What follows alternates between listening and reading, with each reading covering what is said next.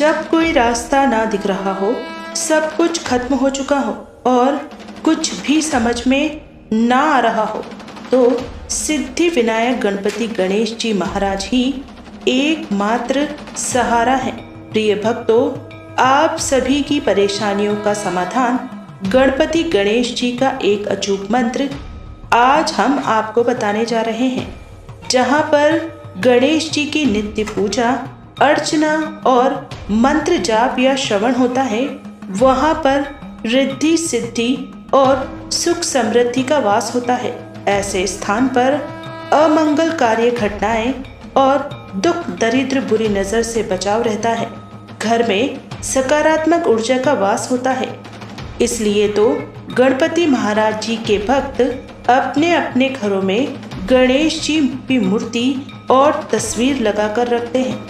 जिस घर के द्वार पर गणेश जी की प्रतिमा या तस्वीर होती है, उस घर में रहने वाले लोगों की दिन ब दिन उन्नति होती जाती है। अगर आप हमारे बताए गए अचूक मंत्र का श्रवण पूरा 108 बार नियमित रूप से करते हैं, तो आने वाली धनतेरस पर आप सब कुछ पा सकते हैं, जिसे आप मन में हमेशा विचार करते हैं। गणपति गणेश जी सभी विभिन्न बाधाओं को हरने वाले हैं, इसलिए इनको विघ्नहर्ता भी कहते हैं। रिद्धि सिद्धि गणेश जी की 2 पत्नियां हैं। गणेश जी के मंत्र साधना और पूजा पाठ यदि विधि पूर्वक की जाए, तो इनकी पतिव्रता पत्नियां रिद्धि और सिद्धि भी प्रसन्न होकर घर परिवार में सुख शांति और संतान को निर्मल विद्या बुद्धि देती हैं। विश्वकर्मा की रिद्धि सिद्धि 2 कन्या हैं, जो गणेश जी की पत्नियां हैं। सिद्धि से क्षेम और रिद्धि से लाभ नाम का शोभा संपन्न 2 पुत्र हुए। भगवान श्री गणेश की 2 पत्नियां रिद्धि सिद्धि व पुत्र लाभ और क्षेम बताए गए हैं, जिनको लोक परंपराओं में शुभ और लाभ भी कहा जाता है। जहां भगवान गणेश विघ्नहर्ता है, तो उनकी पत्नियां रिद्धि सिद्धि यशस्वी वैभवशाली और प्रतिष्ठित बनाने वाली होती हैं। वहीं शुभ लाभ हर सुख सौभाग्य देने के साथ उसे स्थायी और सुरक्षित रखते हैं। ऐसे ही सुख और सौभाग्य की चाहत पूरी करने के लिए बुधवार के दिन इस गणेश मंत्र का पूरा 108 बार जाप या श्रवण बहुत ही शुभ लाभ देता है। तो भक्तों, श्री गणेश जी का महामंत्र का श्रवण या जप कर लेते हैं। बस आपको इस मंत्र को अपने घर या दुकान पर मोबाइल फोन पर चलाकर श्रवण करना है। साथ ही गणपति गणेश के पवित्र स्वरूप को निहारना है और ध्यान रहे कि मंत्र को पूरा 108 बार या इससे भी ज्यादा श्रवण करें। वीडियो पसंद आए तो दिल से एक लाइक जरूर करें और हमारे चैनल नीलकंठ ज्ञान को सब्सक्राइब जरूर करें। ओम शंभवे विद्महे वक्रतुंडाय धीमहि तन्नो दन्ती प्रचोदयात्। ओम शंभवे विद्महे वक्रतुंडाय धीमहि तन्नो दन्ती प्रचोदयात्। ओम शंभवे विद्महे वक्रतुंडाय धीमहि तन्नो दन्ती प्रचोदयात्।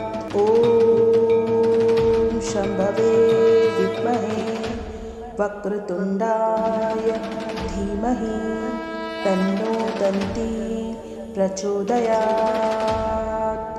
ओम शंभवे विद्महे वक्रतुंडाय धीमहि तन्नो दन्ती प्रचोदयात्। ओम शंभवे विद्महे वक्रतुंडाय धीमहि तन्नो दन्ती प्रचोदयात्। ओम शंभवे विद्महे वक्रतुंडाय धीमहि धीमहि तन्नो दन्ती प्रचोदयात्। ॐ शम्भवे विद्महे वक्रतुण्डाय धीमहि तन्नो दन्ती प्रचोदयात्। ॐ शम्भवे विद्महे वक्रतुण्डाय धीमहि तन्नो दन्ती प्रचोदयात्। ॐ शम्भवे विद्महे वक्रतुण्डाय धीमहि तन्नो दन्ती प्रचोदयात्। ॐ शम्भवे विद्महे वक्रतुण्डाय धीमहि तन्नो दन्ती प्रचोदयात्। ॐ शम्भवे विद्महे वक्रतुण्डाय धीमहि तन्नो दन्ती प्रचोदयात्। ॐ शम्भवे विद्महे वक्रतुण्डाय धीमहि तन्नो दन्ती प्रचोदयात्। ॐ शम्भवे विद्महे वक्रतुण्डाय धीमहि तन्नो दन्ती प्रचोदयात्। ॐ शम्भवे विद्महे वक्रतुण्डाय धीमहि तन्नो दन्ती प्रचोदयात्। ॐ शम्भवे विद्महे वक्रतुण्डाय धीमहि तन्नो दन्ती प्रचोदयात्। ॐ शम्भवे विद्महे वक्रतुण्डाय धीमहि तन्नो दन्ती प्रचोदयात्। ॐ शम्भवे विद्महे वक्रतुण्डाय धीमहि तन्नो दन्ती प्रचोदयात्। ॐ शम्भवे विद्महे वक्रतुण्डाय धीमहि तन्नो दन्ती प्रचोदयात्। ॐ शम्भवे विद्महे वक्रतुण्डाय धीमहि तन्नो दन्ती प्रचोदयात्। ॐ शम्भवे विद्महे वक्रतुण्डाय धीमहि तन्नो दन्ती प्रचोदयात्। ॐ शम्भवे विद्महे वक्रतुण्डाय धीमहि तन्नो दन्ती प्रचोदयात्। ॐ शम्भवे विद्महे वक्रतुण्डाय धीमहि तन्नो दन्ती प्रचोदयात्। ॐ शम्भवे विद्महे वक्रतुण्डाय धीमहि तन्नो दन्ती प्रचोदयात्। ॐ शम्भवे विद्महे वक्रतुण्डाय धीमहि तन्नो दन्ती प्रचोदयात्। ॐ शम्भवे विद्महे वक्रतुण्डाय धीमहि तन्नो दन्ती प्रचोदयात्। ॐ शम्भवे विद्महे वक्रतुण्डाय धीमहि तन्नो दन्ती प्रचोदयात्। ॐ शम्भवे विद्महे वक्रतुण्डाय धीमहि तन्नो दन्ती प्रचोदयात्। ॐ शम्भवे विद्महे वक्रतुण्डाय धीमहि तन्नो दन्ती प्रचोदयात्। ॐ शम्भवे विद्महे वक्रतुण्डाय धीमहि तन्नो दन्ती प्रचोदयात्। ॐ शम्भवे विद्महे वक्रतुण्डाय धीमहि तन्नो दन्ती प्रचोदयात्। ॐ शम्भवे विद्महे वक्रतुण्डाय धीमहि तन्नो दन्ती प्रचोदयात्। ॐ शम्भवे विद्महे वक्रतुण्डाय धीमहि तन्नो दन्ती प्रचोदयात्। ॐ शम्भवे विद्महे वक्रतुण्डाय धीमहि तन्नो दन्ती प्रचोदयात्। ॐ शम्भवे विद्महे वक्रतुण्डाय धीमहि तन्नो दन्ती प्रचोदयात्। ॐ शम्भवे विद्महे वक्रतुण्डाय धीमहि तन्नो दन्ती प्रचोदयात्। ॐ शम्भवे विद्महे वक्रतुण्डाय धीमहि तन्नो दन्ती प्रचोदयात्। ॐ शम्भवे विद्महे वक्रतुण्डाय धीमहि तन्नो दन्ती प्रचोदयात्। ॐ शम्भवे विद्महे वक्रतुण्डाय धीमहि तन्नो दन्ती प्रचोदयात्। ॐ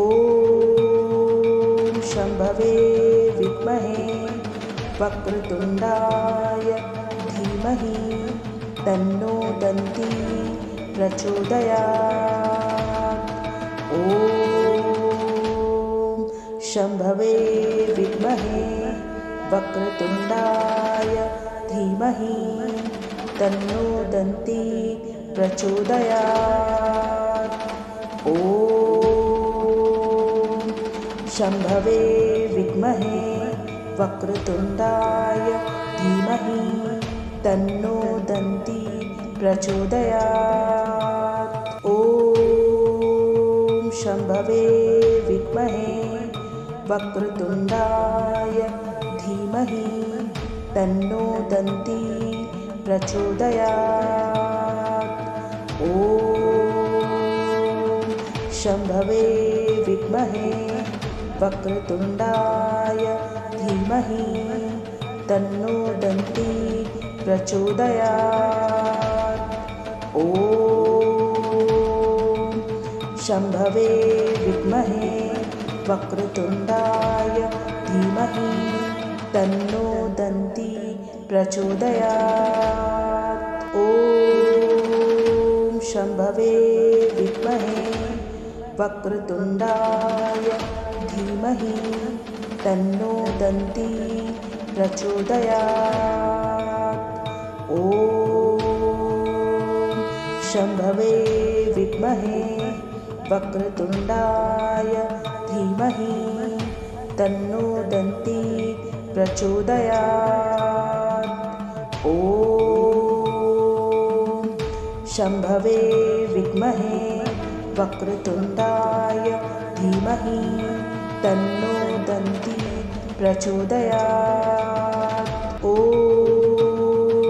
शम्भवे विद्महे वक्रतुण्डाय धीमहि तन्नो दन्ती प्रचोदयात्।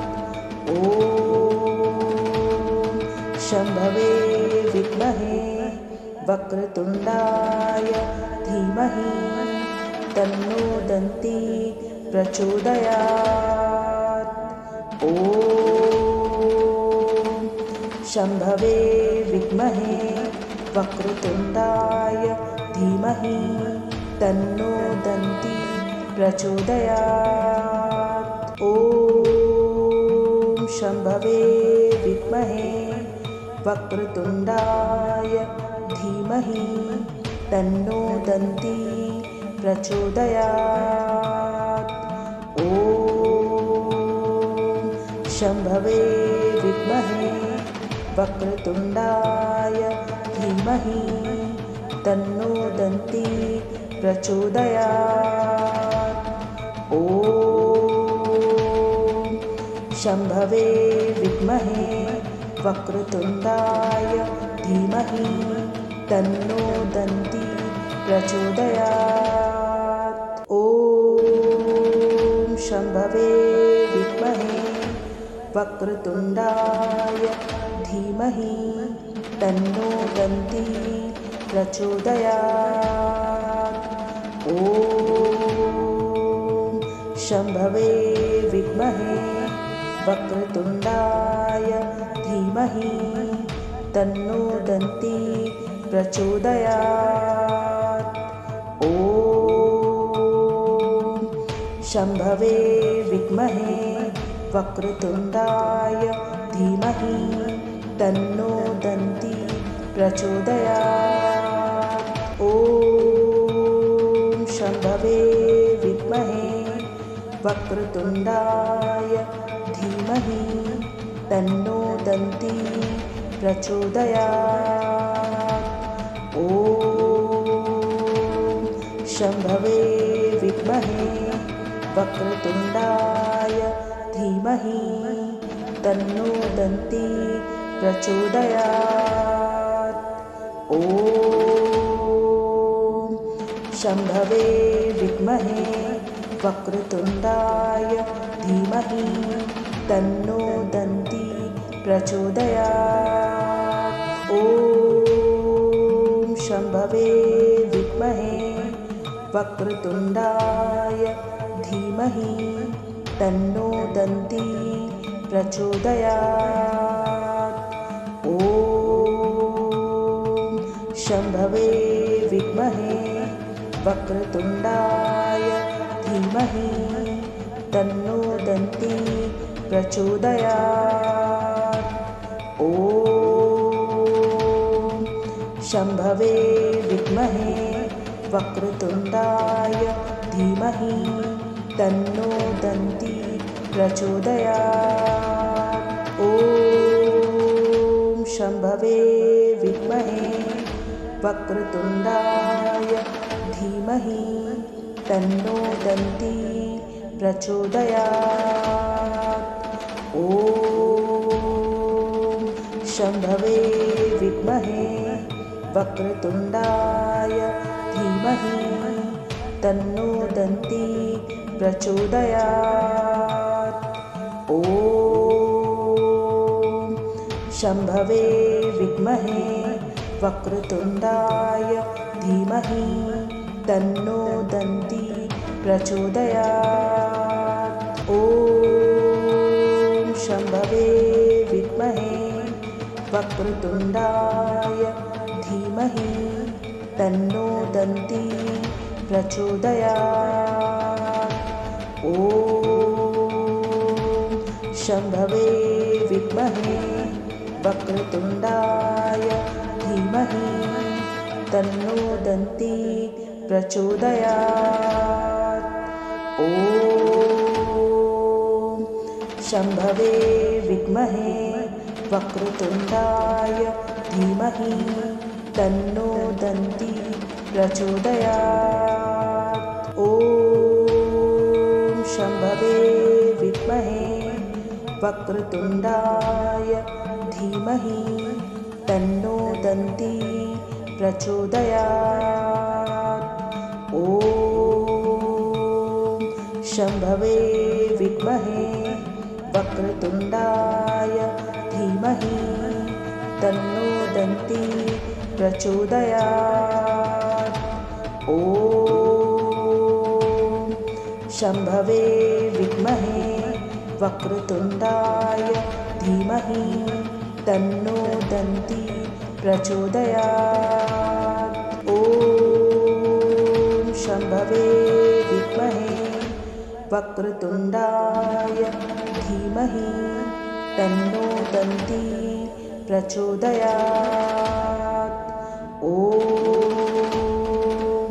शम्भवे विद्महे वक्रतुण्डाय धीमहि तन्नो दन्ती प्रचोदयात्। ॐ शम्भवे विद्महे वक्रतुण्डाय धीमहि तन्नो दन्ती प्रचोदयात्। ॐ शम्भवे विद्महे वक्रतुण्डाय धीमहि तन्नो दन्ती प्रचोदयात्। ॐ शम्भवे विद्महे वक्रतुण्डाय धीमहि तन्नो दन्ती प्रचोदयात्। ॐ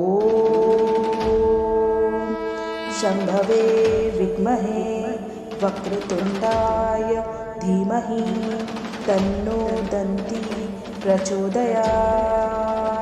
ॐ शम्भवे विद्महे वक्रतुण्डाय धीमहि तन्नो दन्ती प्रचोदयात्। ॐ शम्भवे विद्महे वक्रतुण्डाय धीमहि तन्नो दन्ती प्रचोदयात्। ॐ शम्भवे विद्महे वक्रतुण्डाय धीमहि तन्नो दन्ती प्रचोदयात्। ॐ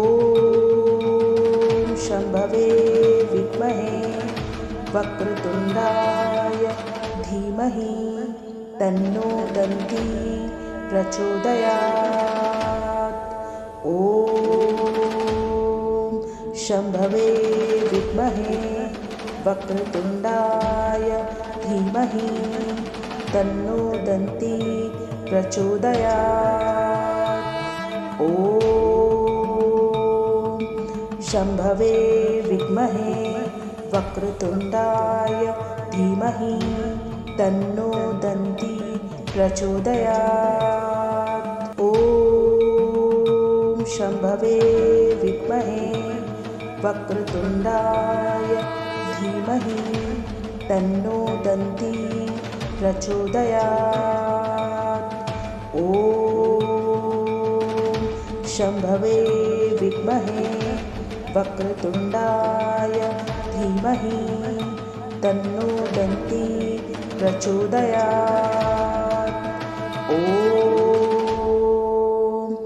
शम्भवे विद्महे वक्रतुण्डाय धीमहि तन्नो दन्ती प्रचोदयात्। ॐ शम्भवे विद्महे वक्रतुण्डाय धीमहि तन्नो दन्ती प्रचोदयात्। ॐ शम्भवे विद्महे वक्रतुण्डाय धीमहि तन्नो दन्ती प्रचोदयात्। ॐ शम्भवे विद्महे वक्रतुण्डाय धीमहि तन्नो दन्ती प्रचोदयात्। ॐ शम्भवे विद्महे वक्रतुण्डाय धीमहि तन्नो दन्ती प्रचोदयात्। ॐ शम्भवे विद्महे वक्रतुण्डाय धीमहि तन्नो दन्ती प्रचोदयात्। ॐ शम्भवे विद्महे वक्रतुण्डाय धीमहि तन्नो दन्ती प्रचोदयात्। ॐ शम्भवे विद्महे वक्रतुण्डाय धीमहि तन्नो दन्ती प्रचोदयात्। ॐ शम्भवे विद्महे वक्रतुण्डाय धीमहि तन्नो दन्ती प्रचोदयात्। ॐ शम्भवे विद्महे वक्रतुण्डाय धीमहि तन्नो दन्ती प्रचोदयात्। ॐ शम्भवे विद्महे वक्रतुण्डाय धीमहि तन्नो दन्ती प्रचोदयात्। ॐ शम्भवे विद्महे वक्रतुण्डाय धीमहि तन्नो दन्ती प्रचोदयात्। ॐ शम्भवे विद्महे वक्रतुण्डाय धीमहि तन्नो दन्ती प्रचोदयात्। ॐ शम्भवे विद्महे वक्रतुण्डाय धीमहि तन्नो दन्ती प्रचोदयात्। ॐ शम्भवे विद्महे वक्रतुण्डाय धीमहि तन्नो दन्ती प्रचोदयात्। ॐ शम्भवे विद्महे वक्रतुण्डाय धीमहि तन्नो दन्ती प्रचोदयात्। ॐ शम्भवे विद्महे वक्रतुण्डाय धीमहि तन्नो दन्ती प्रचोदयात्। ॐ शम्भवे विद्महे वक्रतुण्डाय धीमहि तन्नो दन्ती प्रचोदयात्। ॐ शम्भवे विद्महे वक्रतुण्डाय धीमहि तन्नो दन्ती प्रचोदयात्। ॐ शम्भवे विद्महे वक्रतुण्डाय धीमहि तन्नो दन्ती प्रचोदयात्। ॐ शम्भवे विद्महे वक्रतुण्डाय धीमहि तन्नो दन्ती प्रचोदयात्। ॐ शम्भवे विद्महे वक्रतुण्डाय धीमहि तन्नो दन्ती प्रचोदयात्।